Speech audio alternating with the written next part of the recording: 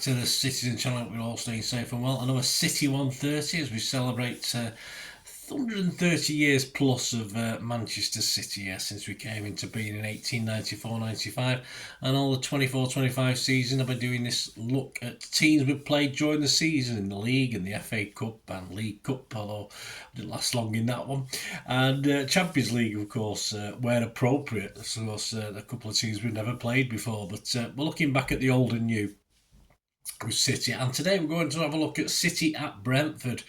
Yes, not one of the most prolific games. We've very generally, in the scale of things, played each other very few times. So we'll have a look at how we've got on and how we've been going on, and all these stats are correct at the time of recording this, which is the 24th of December 2024. Yes, Christmas would have been and gone by the time you watch this. And as I record this, City will play at Brentford on the 14th of January 2025. I've never been. If you've been, let me know what you think, guys. Griffin Park or the current place. So I've not been lucky enough to ever get a ticket for this one so far. Our league record at Brentford, we played 7, that's all. Won 3, drawn 1 and lost 3. And we scored 11 to their 8. And our first ever league meeting at Brentford was on the 14th of March 1936, and is the only ever time we recorded a draw with them. Yes, either Brentford have won or we won. It was a 0-0 draw that day.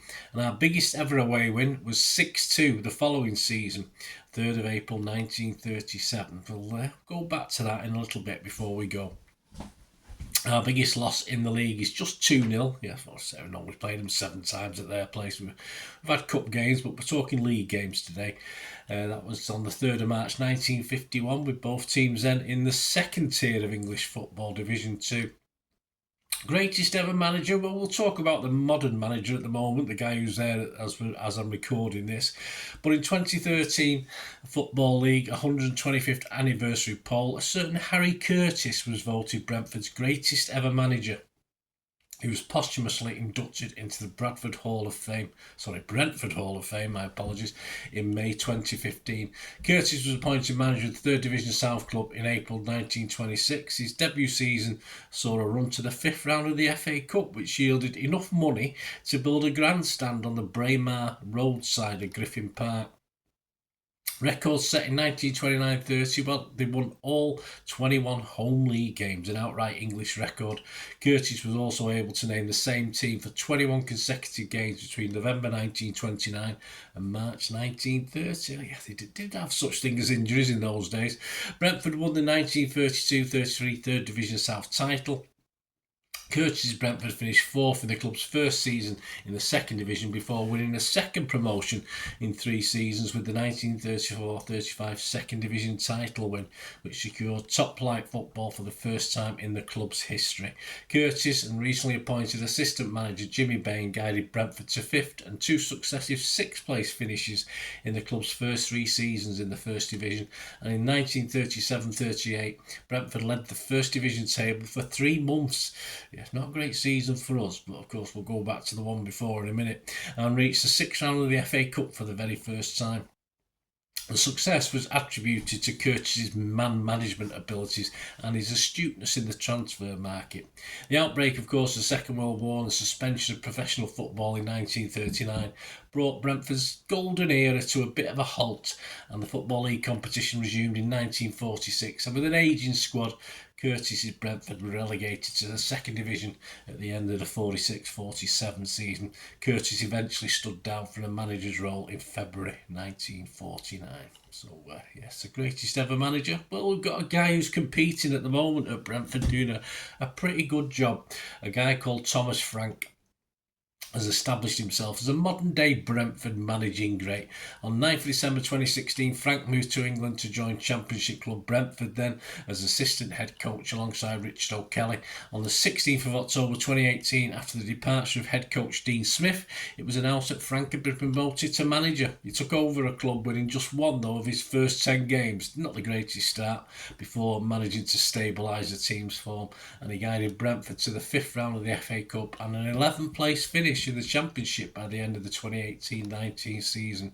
In season 19-20, with Brentford in the playoff places, Frank and his assistant Brian Reamer signed new contracts after the COVID stop and the season restart. An unbeaten run then in June won Frank the Championship Manager of the Month award, and he oversaw Brentford's run to the 2020 Championship playoff final, but sadly Brentford lost that one to local rivals Fulham 2-1. Frank reached 100 matches as Brentford manager in October 2020.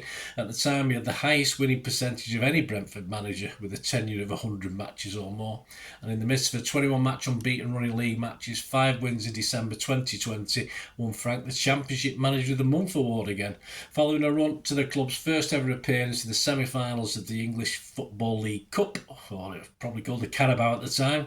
Frank managed Brentford to a second successive third-place championship finish during the 2021 regular season, and the team this time, yes, went one better than last time, winning promotion to the Premier League after a 2-0 victory over Swansea City in the 2021 Championship playoff final. The promotion made him the second Brentford head coach, as well as the guy we mentioned before, Harry Curtis, to achieve this promotion to the top flight.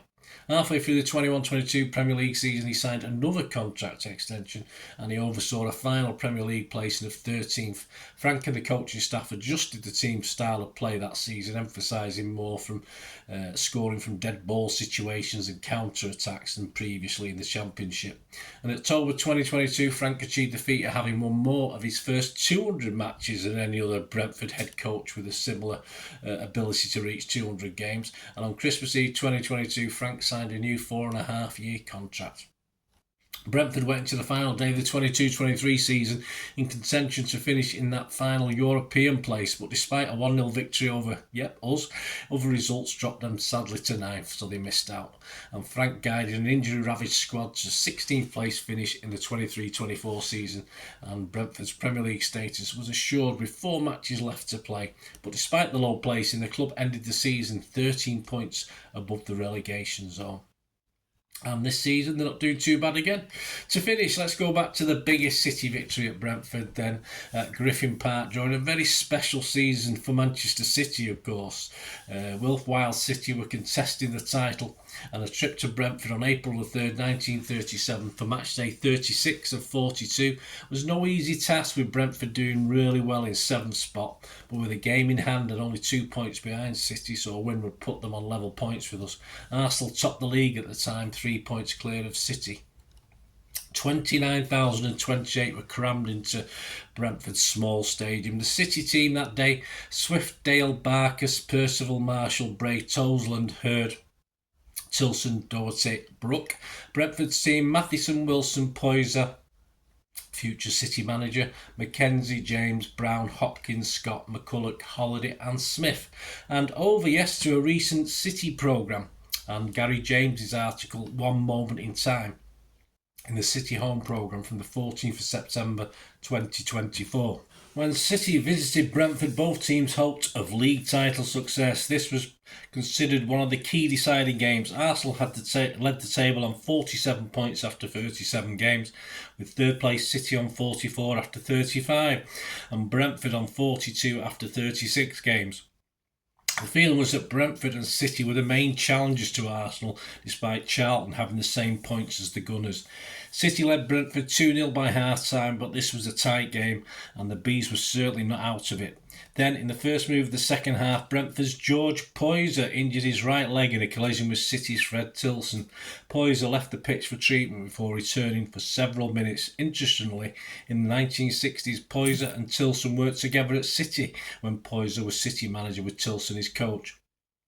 The game went to 3-0 before a fight back from Brentford made it 3-2.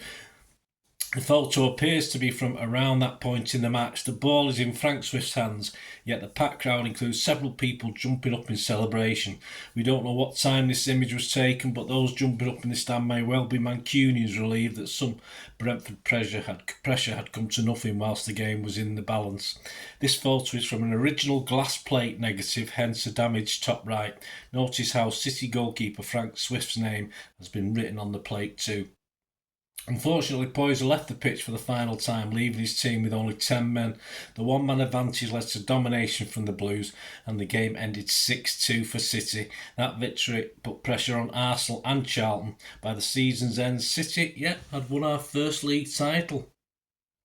Because that had left us handily placed in third spot then after that victory with 5 wins and a draw in the final 6 games, including a midweek home win again over Brentford on the 7th of April. 2-1, we went on, of course, to lift our first ever top division title, with Charlton second, 3 points behind, and Arsenal eventually finishing third, a further 2 points behind. Our scorers that day was Doherty got a couple, Toseland, Hurd, Brook and Tilson, and for Brentford it was Hopkins and Scott who got their 2 consolation goals. Brentford went on to finish 6th, which was a place lower than they'd finished the previous season, and of course they finished 11 points behind the eventual title winners City, us, yes, our first ever one. There you go, guys. Thanks to Gary James, and some of the information on that information about that game is from Gary James's story of Manchester City as well. So my thanks to Gary James for that information. Hope you enjoyed this. Anyway, guys, this little look back at Brentford and City, celebrating City's 130 plus change years in existence. And let us know any memories you got. I'm sure you won't have any memories of this game, but any memories of trips to Brentford. As I said, I've not been lucky enough to get down there, but if you've been down there, I know certain people say it's a nice place to go. So let us know your thoughts and memories, guys. Please stay tuned for ways of supporting me, supporting this channel, and also information on my various socials where you can get in touch. I hope you enjoyed the feature, and if you can support me through the subscription, if you can subscribe, guys, that'd be wonderful if you've not already done so. We do actually have memberships at the moment, just 99p a month, so you get access to all my City stuff, including all the history vlogs, dozens and dozens not been published yet that you get immediate access to, and every time I do a edit and do a vlog, you get immediate access to it as well. So you can have a copy of scripts as well if you want any hard copy of the sort of things I do on matches and teams and managers and players, etc, etc. So if you can join the membership, that'd be wonderful. We do have sponsors at the moment. P6505 are our current sponsor. They have a little eBay shop, so if you check in the comments section, there's a link there to the shop. They sell movie posters from the 90s and 2000s. They sell DVDs, some classic Hollywood movies, some classic foreign language ones. And if you do see anything you fancy on there, if you do place an order, just mention me, just say Bernard sent you, and you automatically get 10% reduction in the cost of your order. So fill your boots, guys, and my thanks to P6505. And if you want to support the channel just by watching the ads, that helps. Watch the ads, let them play through while you just have to check your phone or something, let it play out. And of course, if you follow any of the links, that always works as well. If you follow a link to one of the ads and you fancy something, I've done it myself. I've followed a link and actually purchase something from another organisation, but it can happen. It can happen. Not all ads are stuff you're not interested in. And of course, if you can give us a like, guys, that would be absolutely fantastic. All likes are much appreciated. Anyway, thanks for watching. Until the next time, of course, I only ever ask one thing, don't I? Please, I ask you all to stay safe, especially you Blues. Until the next time, come on, City. Bye for now.